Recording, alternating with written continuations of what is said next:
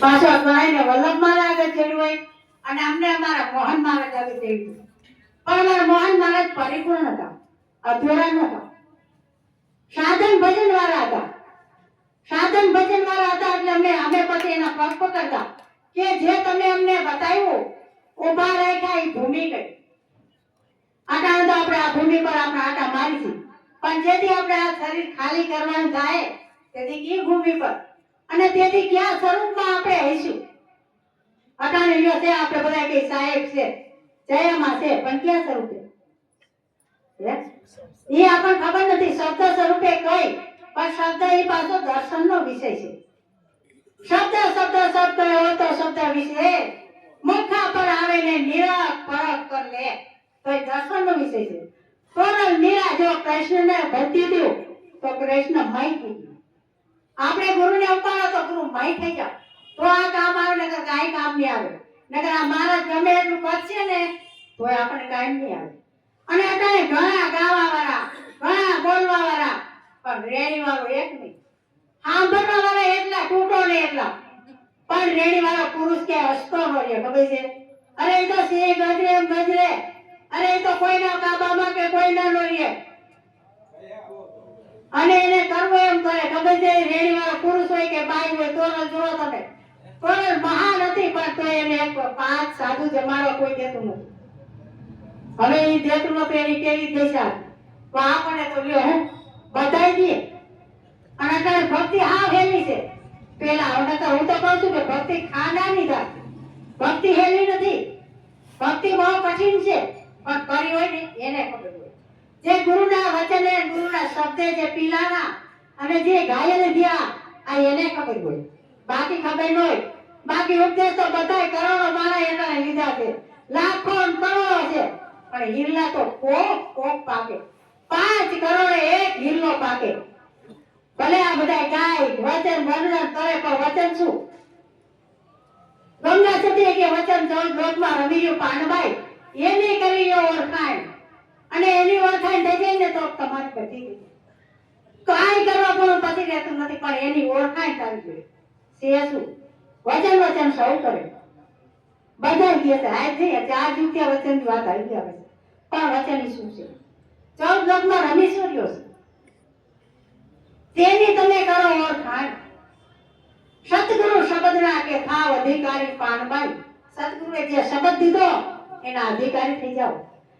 સતગુરુ શબ્દના થાવ અધિકારી પાનબાઈ. મેલી દો અંતરના અભિમાન કે મને ખબર છે, મને બધું આવડે છે, પણ બધા ખાલી થઈ જાઓ. જ્યાં જાવ ત્યાં હું તો જ્યાં બધા સંતો બેઠા ને એનું બાળક છું. મને મારા મહારાજ છે ને આખો આશ્રમમાં પગી તરીકે મૂકી ગયા છે કે તું આ પગી રે અને આ બધા આવે ને ચા પાણી પાઈ જઈને હલાવજે. બાકી મને બાકી જાજી ખબર નથી પડતી, પણ મારા મહારાજ આગળ અમે બહુ એટલે બહુ સત્સંગ છે. હું આનો તો હું ન હું એને હું કે આવી આ તોરલ અંગ વેચવા ગઈ અને એને કોઈએ ન દીધું. અને એ ભક્તિ કરતી હતી ને મીરાબાઈ બિસાડી આવી પીવી. મીરા કે સુકાઈ થઈ તીરી પાન. જોશી મારા જોશ લઈ ગયો કે આ દાડે મળશે એનો પાન. અત્યારે તો આપણે ભક્તિ કરીને રખડજો થતા જઈશ. ખાવા પીવા મોજ મજા કાંઈ નહીં. લ્યો જ્યાં જઈને ખાવા મળી રહે, હોવા મળી રહે અને એમાં પાછો નાસ્તો મળે, પાછો ઠંડક નહીં મળે. જેવો પછી આશ્રમમાં ઘણા તેની હોય તો બધું પડે. અને જો અમાર ત્યાં હોય તો કોઈ કે હા મને બીજું કાંઈ ન મળે. એટલે અગાઉ જણાધન છે ભક્તિ કરો ને તો આ મહારાજ કોઈને શબ્દ આપ્યો ને તો શબ્દ છે શું? તમે મરી મટો એના માટે નો સુકામ થાય એમ. પણ આને મહારાજ આપે એટલે દઈને ચૂંટી લઈને હુઈ ન જતી.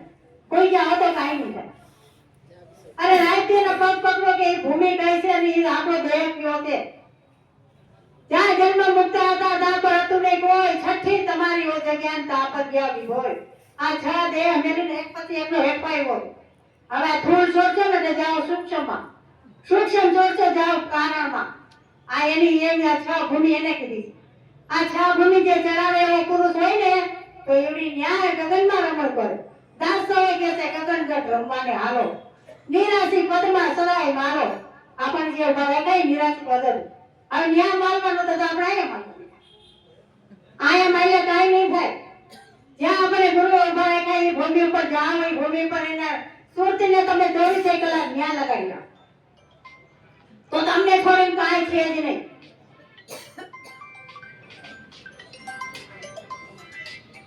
તો આપણને છોડીને કાંઈ નથી એમ બધાય સંતો કે જા તને છોડીને કાંઈ નથી, તને છોડીને કાંઈ નથી એટલે આપણે માની લઈશું. પણ આપણને છોડીને કાંઈ નથી તો કેમ નથી અને છે તો કેમ છે? આ જાણે કે પતિ નથી જતું, જુગતી લીધે પતિ નથી જતું. અમે લઈ લીધી તો તમને એમ થતું પેલા, મને પેલા એમ થતું ભક્તિ તો આવ કેવી છે, આ ટીલા પૂજા કરી રામદેવની છબી રાખી અને એક ગુરુ મહારાજની રાખી. પેલા તો મને કઈ ખબર પડતી નહીં, નાનેથી જ હું તો આમાં છું અને આમાં પડી નથી આ પિંજરમાં. કીધું પિંજરમાં તો પડવું જ નથી, ભગવાન એવું શું છે એને પેલા જાણી લેવું છે. આ જગતની અંદર આવી સૌ તો જો એવા ગુરુ મળ્યા છે તો ડંકો વગાડી જાવું છે. આ જગતની અંદર આવ્યો તો કઈક કરતો જા. અમાર બેન ગાય છે ભાનુબેન, એ આવ્યો ભલે તું આ દુનિયામાં આવ્યો તો કઈક કરતો જા. આ કઈક કરવા આવ્યો છે પણ એને ખબર નથી આ શું કામ આવ્યો છે. આપણે ખાઈ પીને ઊંઘી તો પશુ પંખી પણ ઊંઘે છે, પણ આવા કોઈ મહાપુરુષો હોય એના ચરણા લઈ લો અને ચરણા પછી જન્મો જ્યાં લગી તમારામાં પ્રાણ રહીએ ત્યાં લગી એના ચરણા ન સુકતા. ભાઈ આનાથી હવે આપણે થાય કે બીજો હારો છે. અરે કોઈ બધા એક જ પદ તમને સમજાવશે અને આ સમજાવે એ ત્યાં લગી ગોળ. આ ગુરુ મહારાજ ગોળ છે. આ બધી આ રાતનું ઘર જાય પછી આપણે ભગવત રમે છીએ, પછી તમે તમારા ઘરે જાઓ. આપણું ઘર ક્યાં? કાંઈ નહીં, તામાય નથી. આ એક દિન આ શરીર છોડવું પડશે મારે ને તમારે અંધાઈને. પણ આમાંથી જાય છે શું? એકાને જો ખબર પડી ગઈ હોય ને તો દાંત કાઢતા જાય. કેમ તમે અહીંથી બંગલો લ્યો તો તમને ખબર છે ને કે હવે તો ફ્લેટ લીધો કેવો મોટો બધો, હવે એમાં રહેવા જાવ છે કેમ બહુ મજા હોય. એમ આ બંગલાને જોઈ લો ને તો પછી કાંઈ નથી. પણ જ્યાં લગી ત્યાં નથી ગયા ત્યાં લગી મથવાનું છે. ભલે તમને બોલતા ન આવડે તો કાંઈ નહીં, ગાતા ન આવડે તો કાંઈ નહીં, પણ જે ભૂમિ પર તમને સંતો લઈ ગયા છે એ ભૂમિ પર જાવું એ જરૂરી છે. અને એ જો એકવાર ગયા ને તો એને જલમ નો હક છે, પછી એને કાંઈ કરવું જ પડતું નથી. આ બધા કે ગુરુ અને સતગુરુ. સતગુરુ એટલે આપણે આવા વલ્લભરામ જેવા મળે એટલે સત આ જોઈને આની અંદર ઘટોઘટમાં પડી રહ્યો છે એ સમજાવે છે કે જો સત તારે ભેગું છે, સત ને આનંદ તારું સ્વરૂપ છે. પણ સત ને આનંદ એને કહી દીધું. અને જો આપણે આનંદના ઘરમાં વ્યા ગયા હોય ને તો કોઈ ગાયનું દે ને આવી તોય ચાલે, પણ આનંદના ઘરમાં ગયા હોય તો નકર આપણે આમાં કઈ બોલી તોય છોડી દઈ નાખા પડી જાય.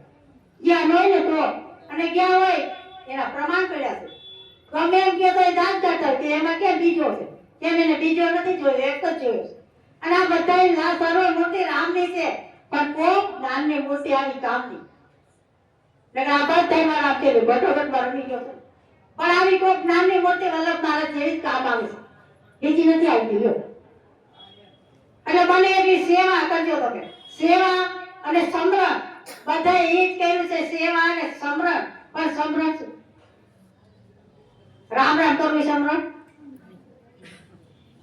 એટલે નો ખબર હોય તો પૂછું મહારાજ ને, જે નો ખબર હોય બધું પૂછું. આ મોબાઈલ માં કેટલું આવે છે, આ બધું તમે નો સમજતા હો. હું તો અમારા બધા આવે ને કહું તો બધું સમજો છો તો કે ના, તો પૂછાય ને.